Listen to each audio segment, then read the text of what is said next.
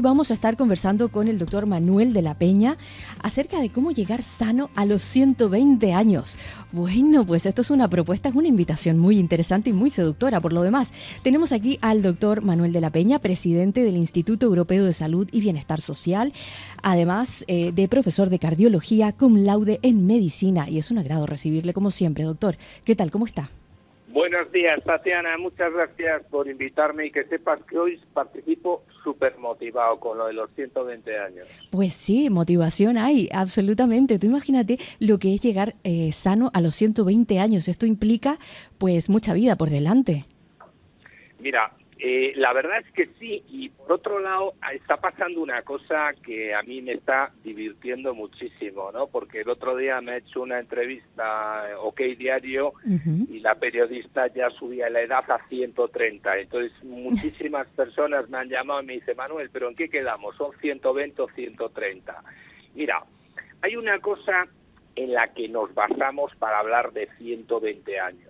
Nos basamos en un cálculo puramente aritmético, Tatiana. Mira, en el año 1900 vivíamos hasta los 30 años, pero 1900 es un poco más de un siglo, hasta los 30.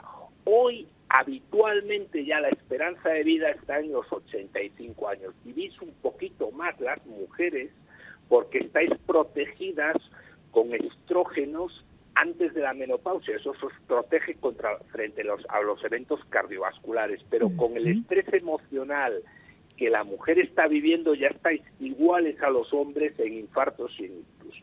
Pero dicho esto, para mí hay una cosa que es el cálculo matemático, y es, si vivíamos hasta los 30 años en el 1900, ¿por qué decimos que vamos a vivir hasta los 100? Por una razón muy sencilla, porque se han identificado lo que se llaman zonas azules, donde viven los que tienen más de 100 años. En estos momentos ya hay más de 700.000 personas que tienen más de 100 años en el mundo. Y en España es un país longevo. Tenemos, por ejemplo, zonas azules como Cerdeña, tenemos la isla de Okinawa en Japón, la isla de Icaria en Grecia, Loma Linda en California y en Costa Rica la península de Nicoya. Es decir, hay sitios, estos 5 zonas azules identificadas con personas que han llegado a vivir hasta los 119 años. Nuestra pregunta en la comunidad científica es, si estas personas han llegado hasta los 119 años, ¿qué hacen para que nosotros podamos seguir ese ejemplo? Pues muy sencillo, cuidar sus hábitos y sus estilos de vida, que es, para que te hagas una idea, el 75% de nuestra esperanza de vida está condicionada por los hábitos y el 25% por nuestros genes. Heredamos unos genes, que son 20.000 genes, de los cuales alrededor de unos 2.000 están vinculados con la longevidad. Pero tú imagínate, Tatiana, que heredamos tú una casa y yo otra de nuestros abuelos, que se han portado genial, han ahorrado muchísimo y nos han dejado una casa. Tienes una gran herencia porque te han dejado una casa, esos son los genes, tu casa. Pero tú cuidas la casa maravillosamente porque tus hábitos de vida y estilo es cuidar la casa, y yo no. Yo en 60 años no cuido mi casa. ¿Cómo estará tu casa a los 60 o cómo estará la mía? La mía estará destrozada y la tuya impecable. Qué buena analogía. Es que es exactamente igual. Tú has heredado genéticamente algo muy positivo, pero no lo cuidas. O también puedes heredar unos genes que pueden predeterminar tu enfermedad. Por ejemplo, pueden predeterminar tu hipertensión, tu diabetes. Mi padre siempre le decía, papá, he heredado de ti la hipertensión, y él me decía, siempre me contestaba, y la longevidad. Lo que ocurre es que cuando tú heredas un gen que te predetermina y que te predispone a una enfermedad, no provoques que ese gen se exprese. Es decir, si tu tendencia va a ser que puedes llegar a ser diabético, no tomes azúcar, evítala. Es decir, ¿Estás entendiendo? sí, es decir que los buenos hábitos entonces pueden revertir esta herencia genética, ¿no? Sobre todo pueden evitar que se expresen. Tenemos que intentar trabajar con lo que se llama la epigenética, la educación de nuestros hábitos para que los genes buenos se expresen y los malos no se expresen. Por ejemplo, te voy a dar un dato muy significativo. A ver. Por ejemplo, hay un gen que además se llama el gen FOXO3A, que es el que regula la respuesta al estrés. Es decir, si tú lo tienes, hay gente que dice, pero ¿cómo reaccionas de una manera tan tranquila a esta situación estresante? A lo mejor tienes ese gen. ¿Y ese gen cómo conseguimos que se exprese? Pues con algo muy sencillo, si lo tienes, si no lo tienes, nada. El té verde induce la expresión de ese estrés, de ese gen. ¿Por qué? Porque es un gen, porque el té tiene muchos polifenoles. El té, cualquier té. El té verde tiene muchos polifenoles, es muy saludable tomar té verde. Y si encima tienes ese gen que provoca que se exprese, estás más protegido contra el estrés. En una palabra, todo lo que pensamos, lo que comemos y lo que hacemos es lo que nos va a permitir alargar nuestra vida y sobre todo, Tatiana, nuestra calidad de vida. Mira, nuestra calidad de vida. Qué interesante. ¿Será por eso que en países asiáticos, por ejemplo, vemos a personas bastante longevas? ¿Será también por este cuidado, además de la alimentación quizás también, no? Hombre, fíjate si es así, que yo estoy preocupadísimo porque se ha disparado el precio del aceite de oliva extra, y tomar 3-4 cucharadas de aceite de oliva, no te imaginas, nos protege muchísimo contra el infarto. Pero ¿qué está ocurriendo? Que como España tiene una calidad extraordinaria de aceite de oliva, se la llevan los japoneses, que son los que no se mueren de infartos porque consumen el aceite de oliva español. Por ponerte un ejemplo, sin más, ¿no? Sí. Es decir, la dieta influye de una manera tan especial en nuestras enfermedades cardiovasculares, en nuestra protección contra eventos cardiovasculares, que no somos conscientes de lo importante que es no solo el aceite de oliva, sino más pescado azul, más verduras, más legumbres, más frutas, y sobre todo productos orgánicos. Tenemos un campo español que hay que promocionar, porque tenemos productos de alta calidad que no consumimos. Eso es, promocionar y proteger. Y ya que estamos hablando de comida, ¿ayuno sí o no? Bueno, vamos a ver, es mucho mejor, y es un tema clave, quedarte cuando comes con un poquito de hambre. Nosotros en medicina llamamos restricción calórica aproximadamente de un 30%. Eso se traduce con que tienes dos sensaciones. Tú vas a comer y te puedes quedar con un poco de sensación de hambre o te puedes quedar empachado. Cuando te quedas empachado pasas una tarde horrible, y cuando te quedas con sensación de hambre estás ágil, mucho más ágil mentalmente.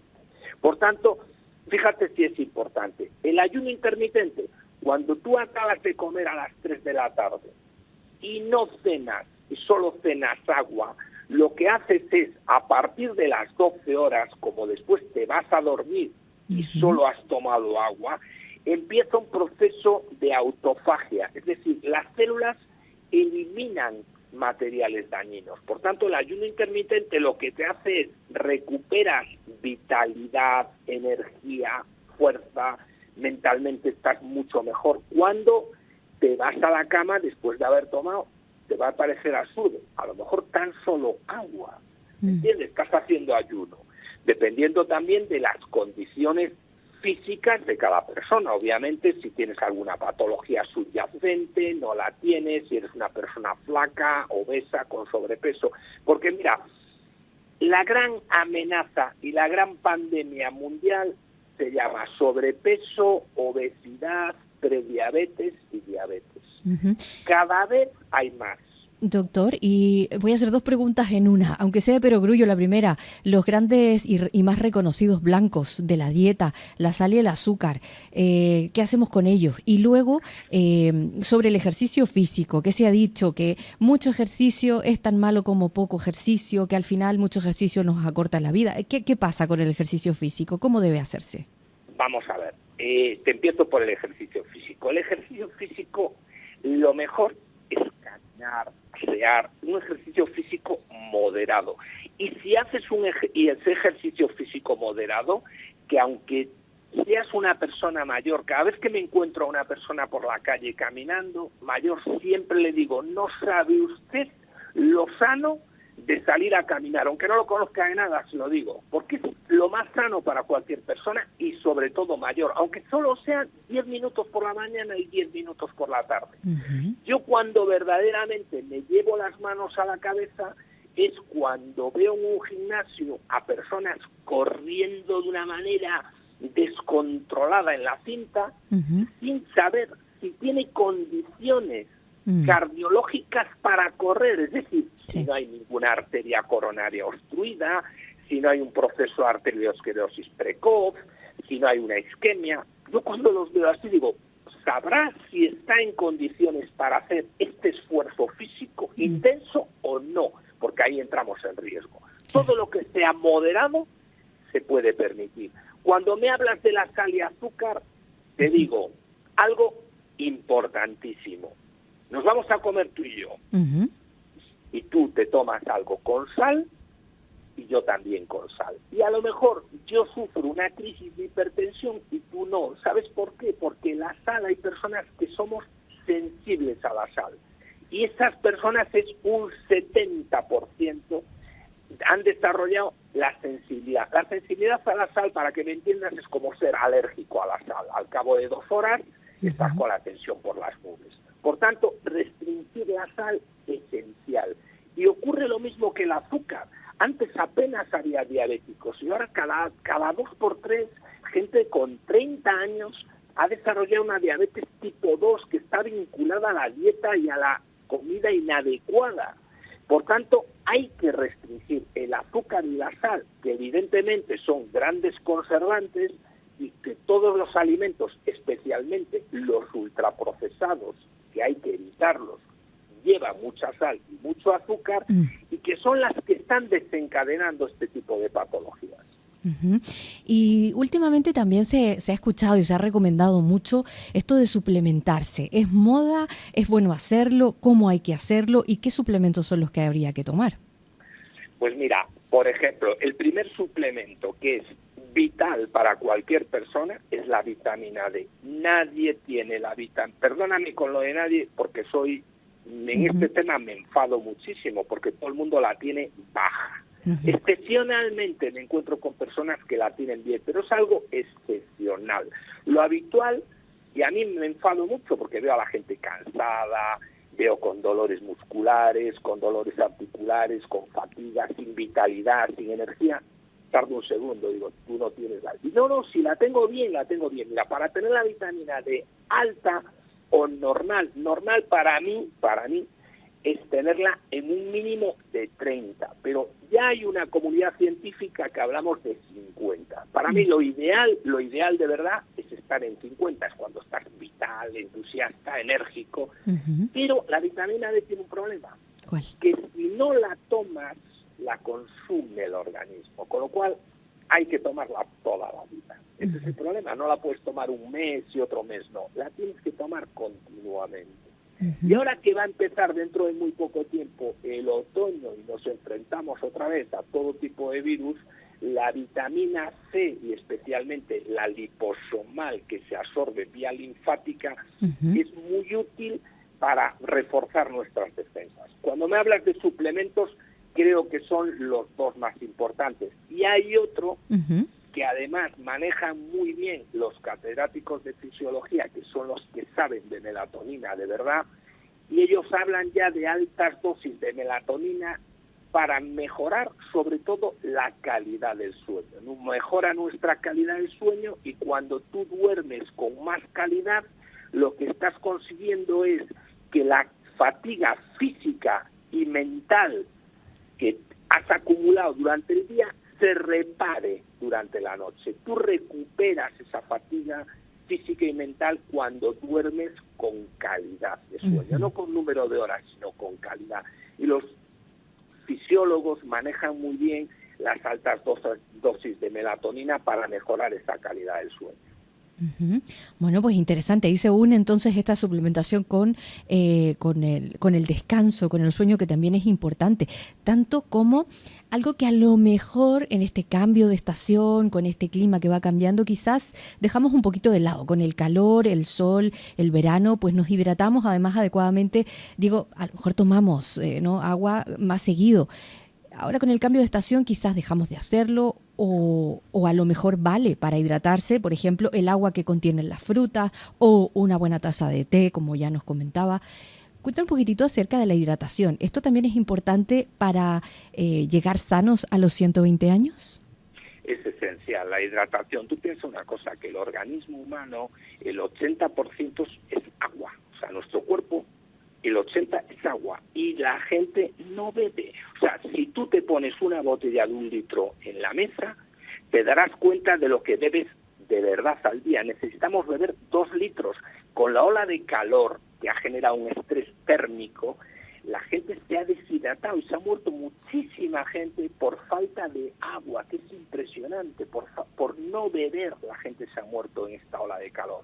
Y el agua es esencial para hacer todos los procesos metabólicos.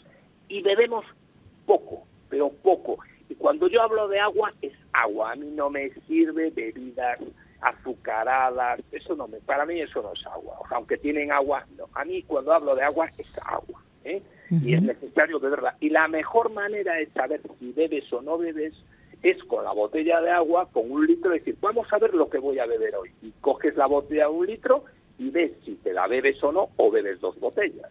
Y se bebe muy poco. Y es esencial, más importante, y lo que pasa es que hay cosas que son tan sencillas que no le damos valor y son importantísimas. Y cuando hablamos de poco, quizás, doctor, hablamos también de poca información acerca de lo que se ha llamado nuestro segundo cerebro. Me refiero a la flora intestinal, al equilibrio que tiene que haber allí en nuestros intestinos. ¿Qué importancia tiene esto para llegar a esos 120 años? Bueno, mira, el microbioma es algo especialmente útil porque es un ecosistema. En ese ecosistema hay millones de bacterias beneficiosas. Y si ese ecosistema intestinal no está equilibrado, se producen muchísimos trastornos. Cuando está bien equilibrado con probióticos, con prebióticos, por eso la alimentación es la que genera esos probióticos y los quitan. ¿Qué ocurre? Que cuando no eres capaz de comer bien y sano para que haya muchos probióticos, tendrás que suplementarlos con unos probióticos que son súper útiles y que gracias a ese ecosistema, como muy bien decías tú, nuestro organismo funciona mejor y de hecho nuestro estado de ánimo está en el intestino, no en el cerebro, porque el intestino es el que envía la orden de sintetizar, de fabricar endorfina, serotonina, dopamina, o sea, todos los neurotransmisores que intervienen en la regulación de nuestras emociones y de nuestro estado de ánimo. Fíjate si es importante. Y si encima de la microbiota practicas ejercicio físico y escuchas música, todo eso va vinculado a la secreción de esos neurotransmisores. Bueno, estímulos positivos, en una palabra. Eso es interesantísimo. Ya que hablamos de estado de ánimo, ¿qué tal si hablamos también de el aspecto psicoemocional de nuestra vida? Porque hemos hablado de lo físico, que por supuesto repercute en lo emocional, pero ¿qué pasa con ese aspecto psicoemocional que me imagino que también es muy importante para llegar a esos 120 años? Me refiero al pensamiento positivo, a socializar y ese tipo de cosas que a lo mejor pues no las tomamos en cuenta cuando pensamos en prolongar nuestra vida. Mira, estamos sometidos todos, no solo tú ni yo, sino todas las personas, estamos sometidos a un estrés emocional. Esto es inevitable, volvemos de vacaciones, nos incorporamos a la vida laboral, nos incorporamos a una vida competitiva, donde influye también el tipo de personalidad que tenemos y por tanto tenemos que afrontar el estrés emocional y para dominar esas emociones, para saber gestionar y sobre todo dominar la calma, es necesario aprender técnicas de relajación, de respiración, técnicas de control mental que nos permitan saber gestionar nuestras emociones con ese objetivo de dominar la calma. Si no, el estrés acaba desarrollando ansiedad y acabamos poniéndonos en riesgo de un infarto. Mira, este verano mis hijos escuchaban conversaciones de personas que me llamaban que estaban sufriendo lo que llamamos el síndrome de corazón roto. Me decían, pero papá, ¿existe eso? El síndrome de corazón roto es un síndrome que lo sufres cuando estás expuesto a situaciones de estrés emocional extremo que te llevan para prácticamente estás sufriendo un infarto porque son los mismos síntomas sin sufrirlo. Es decir, no hay una obstrucción de la arteria coronaria ni una trombosis, pero el corazón está, por eso le llamamos síndrome de corazón roto, está igual que si estuviera sufriendo un infarto con los mismos síntomas. Fíjate hasta dónde te puede llevar el propio estrés emocional. Como digo yo, te lleva al borde de un acantilado. Por tanto, es importante aprender a gestionar. Por eso yo digo una cosa que además haya mucha gente que lo he conseguido. Si cuando tú te apuntas a una escuela de baile, si no haces ejercicio físico, mira, en una escuela de baile ya estás haciendo ejercicio físico. Si no sabes gestionar tus emociones en una escuela de baile, te olvidas de todas tus preocupaciones, porque es una fuente de energía positiva, conocer a gente, socializarte, estar en algo que te entretiene. Por tanto, si no eres capaz de llegar a casa, relajarte, escuchar música y saber manejar técnicas para afrontar ese estrés emocional, pues por lo menos apúntate a una escuela de baile. Digo una escuela de baile o a cualquier cosa que logre desconectarte de tus preocupaciones, que las tenemos todos, y adversidades las tenemos todos los días. Exacto. Pero hay que saber gestionarlas. Hay que saber gestionarlas. Exactamente. Entonces, me encanta, ¿no?, poder destacar el valor de la disciplina de una forma, uniéndola, ¿no?, asociándolo a algo que nos guste, algo que nos divierta, que nos dé placer también, como por ejemplo el baile, el movimiento, y bueno, ¿por qué no también implementar, ¿no?, este estilo de vida más saludable, más amable, también más amoroso con nosotros mismos? Por supuesto, o sea, es esencial, es una cuestión. Mira, Antonio Garrigues Walker, que lo conoces, el jurista tan conocido, siempre nos dice una cosa cuando estamos con él: lo importante es tener una mente activa, tener un proyecto vital de vida, porque eso entonces te hace estar entretenido. O sea, tú no puedes decir, mira, ya me he jubilado, voy a dejar de hacer todo, ya por fin. No, todo lo contrario. Tienes que tener una mente activa, porque además te voy a decir algo que es importante. Mira, hay un momento, estamos viviendo un momento donde hay un cambio de paradigma en la evolución de la especie humana. Pero hay un cambio total. ¿Por qué? Porque estos estilos de vida, donde mucha gente no ha creído. ¿Sabes cuándo ha empezado a creer la gente? Cuando le dices que puede llegar a los 120 años. Dice, hombre, si voy a llegar a los 120 años, yo lo que quiero es llegar bien. Ya no quiero llegar, pues hecho, como dice un amigo mío, dice, hecho astillas. Yo no quiero llegar hecho astillas, yo voy a cuidarme, porque si hay posibilidades de vivir más años, por lo menos vivir bien. Exacto. Y para cuidar, y es por eso te digo que en este cambio de paradigma hay que estar, porque vamos a vivir más, porque es inevitable, pero hay que llegar en condiciones. Eso es. Muchísimas gracias, doctor Manuel, por todos estos consejos que siempre vienen muy, muy bien para cuidarnos y sobre todo también para entrar en este segundo semestre, que habrá mucho estrés, habrá cambio de clima, haremos cambio de alimentación y bueno, pues tener estas cosas en consideración es muy importante. Así es que muchísimas gracias. Muchísimas gracias, Tatiana, y encantado de estar con vosotros. Gracias. Gracias.